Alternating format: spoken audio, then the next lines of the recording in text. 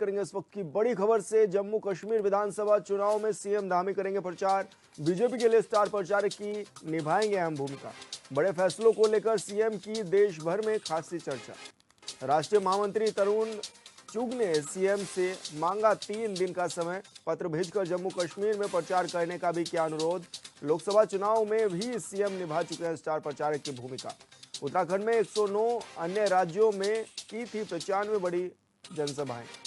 ये बड़ी खबर आपको बता रहे हैं, जहां पर मुख्यमंत्री पुष्कर सिंह धामी का कद लगातार बढ़ता नजर आ रहा है। मुख्यमंत्री पुष्कर सिंह धामी जम्मू कश्मीर में 3 दिवसीय दौरे पर रहेंगे। इस दौरान वो स्टार प्रचारक की अहम भूमिका निभाएंगे। हालांकि इससे पहले भी मुख्यमंत्री पुष्कर सिंह धामी लोकसभा चुनाव के दौरान स्टार प्रचारक की भूमिका निभा चुके हैं। अलग अलग जिलों में, अलग अलग राज्यों में उनकी ड्यूटी लगाई गई थी और इस बार भी वो जम्मू कश्मीर में रैलियां करते हुए नजर आएंगे। साथ ही स्टार प्रचारक की भूमिका निभाएंगे और जो प्रत्याशी हैं उनके पक्ष में वोट देने की जनता से भी अपील करते हुए नजर आएंगे।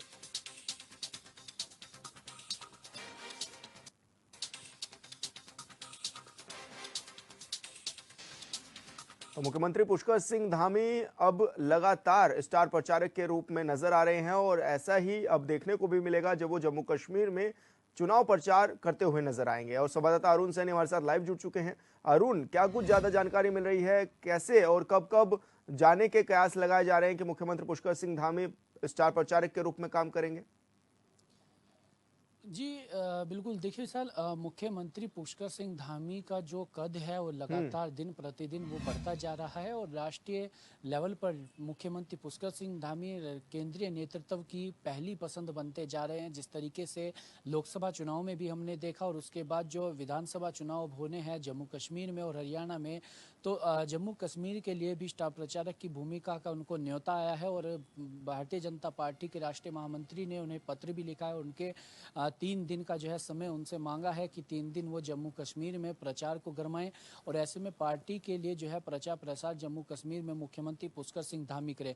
तो ऐसे में लगातार जिस तरीके से मुख्यमंत्री पुष्कर सिंह धामी अपने फैसलों से जाने जा रहे हैं और अपने जो मुख्यमंत्री के फैसले हैं उनसे मुख्यमंत्री की जो छवि है वो लगातार बढ़ रही है और अन्य प्रदेशों में भी लगातार मुख्यमंत्री पुष्कर सिंह धामी की जो छवि है वो दिन प्रतिदिन उसमें इजाफा हो रहा है। ऐसे में केंद्रीय नेतृत्व की भी जो है पहली पसंद बनते जा रहे हैं और लोकसभा चुनाव की बात की जाए तो करीब 100 से अधिक जनसभाएं और रोड शो देश के अलग अलग प्रदेशों में मुख्यमंत्री पुष्कर सिंह धामी ने की और ऐसे में 109 से अधिक जो जनसभाएं और रोड शो वो प्रदेश में किए। तो यानी कि कुल मिलाकर 210 से अधिक जो जनसभाएं और रोड शो मुख्यमंत्री पुष्कर सिंह धामी ने लोकसभा चुनाव में भी किए थे और ऐसे में अब उन्हें जम्मू कश्मीर में जो चुनाव होने हैं 3 चरणों में जम्मू कश्मीर में विधानसभा के चुनाव होने हैं, तो ऐसे में मुख्यमंत्री से 3 दिन का समय जो है वो मांगा गया है कि 3 दिन जो है वो जम्मू कश्मीर में प्रचार करे और बड़े स्टार प्रचारक के रूप में उन्हें जम्मू कश्मीर की जो है वो भूमिका वो दी जा रही है। तो ऐसे में जिस तरीके से मुख्यमंत्री पुष्कर सिंह धामी जो लगातार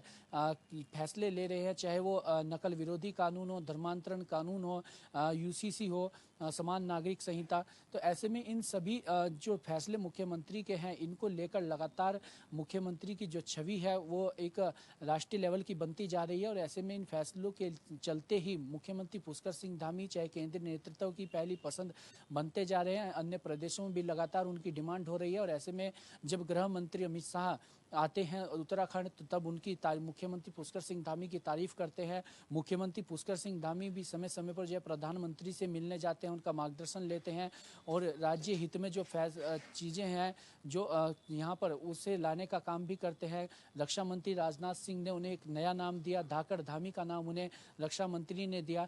तो इस तरीके से लगातार जो मुख्यमंत्री पुष्कर सिंह धामी की जो छवि है उसमें इजाफा हो रहा है और लगातार जो पहली पसंद वो मुख्यमंत्री पुष्कर सिंह धामी केंद्रीय नेतृत्व की बनते जा रहे हैं और जो अपने फैसलों के लिए इस वक्त मुख्यमंत्री पुष्कर सिंह धामी जाने जा रहे हैं और अपने जो कड़े फैसले उनके और एकदम जो कानून फैसले वो लेते हैं उसके लिए जो जाने जा रहे हैं। तो ऐसे में इसी का नतीजा है कि लगातार उन्हें अन्य प्रदेशों में भी प्रचार के लिए भारतीय जनता पार्टी बुला रही है और आला कमान जो है जो उनके फैसले हैं उन्हें भी भुनाना चाहता है और ऐसे में इसी तरीके से जो है मुख्यमंत्री पुष्कर सिंह धामी के अन्य प्रदेशों में भी जो है वो दौरे लग रहे हैं। अरुण, क्योंकि ये भी देखा गया कि लोकसभा चुनाव के दौरान जहां जहां पर मुख्यमंत्री पुष्कर सिंह धामी ने रैलियां की, चुनाव प्रचार किया, ज्यादातर सीटों पर जीत भी दर्ज हुई। और ऐसे में यह भी देखा जा रहा है कि अब उनको जिम्मेदारी भी इस दौरान दी जा रही है, ऐसी सीटों पर वो जाएंगे जो कि काफी खास मानी जाती है जम्मू कश्मीर में। तो क्या माने कि किस तरह की अब तैयारियां भी है, और उत्तराखंड से क्या कुछ तैयारियां हो चुकी हैं इसके लिए? जी बिल्कुल विशाल, बिल्कुल देखिए, अगर लोकसभा चुनाव का रिपोर्ट कार्ड अगर उठाकर देखा जाए, जहाँ जहाँ पर मुख्यमंत्री पुष्कर सिंह धामी ने रैलियां की हैं, जिन प्रदेशों में रैलियां मुख्यमंत्री पुष्कर सिंह धामी ने की हैं, उनमें काफ़ी अच्छा प्रदर्शन भारतीय जनता पार्टी का रहा है। और पर्टिकुलर जिस कैंडिडेट के लिए मुख्यमंत्री पुष्कर सिंह धामी ने प्रचार प्रसार किया है, उनमें से अधिकतर जो है वो जीते भी हैं। जिससे लखनऊ में भी मुख्यमंत्री पुष्कर सिंह धामी ने रक्षा मंत्री राजनाथ सिंह के लिए प्रचार प्रसार किया, वो सीट भी भारतीय जनता पार्टी जीती। दिल्ली में भी जो है बांसुरी स्वराज के लिए प्रचार प्रसार किया, वो भी सीट जीती। हरियाणा में जो भारतीय जनता पार्टी के प्रत्याशी थे मित्तल, उन्होंने भी चुनाव जीता। तो इस तरीके से कई सीटों पर मुख्यमंत्री पुष्कर सिंह धामी गए और वहां पर प्रचार प्रसार उन्होंने किया, और ऐसे में उन सीटों पर अच्छा प्रदर्शन भी भारतीय जनता पार्टी ने किया और वोट प्रतिशत भी जो है वहां पर बढ़ाए।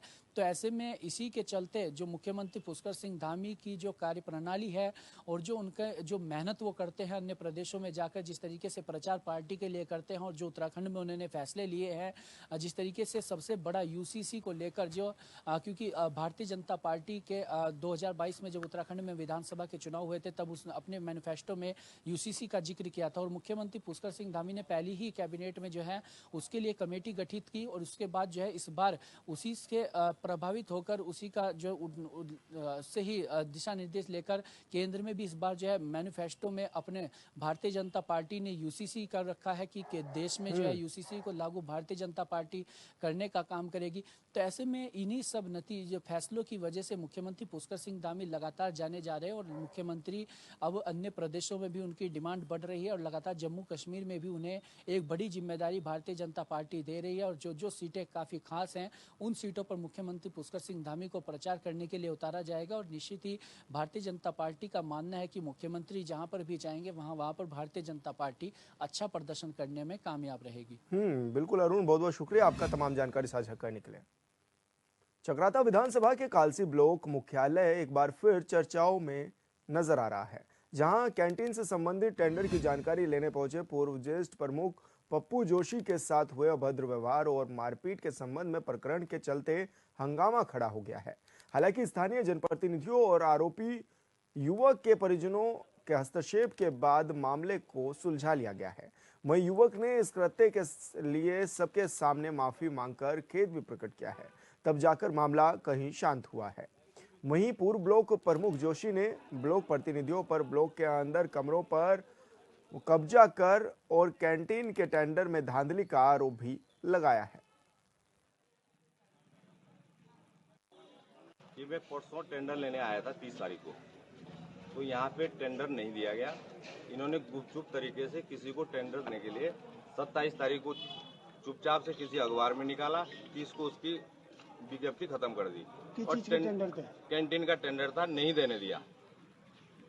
तो यहाँ पे जब मैं आज सुबह फिर आया यहाँ कोरिजेंडम देखने की, इन्होंने निरस्त का लगाया नहीं लगाया, वीडियो साहब को मैंने लिख के दिया था, ये हमने लिख के दिया था कि गलत टेंडर लगाया है और क्या बोलते हैं इसको निरस्त किया जाए।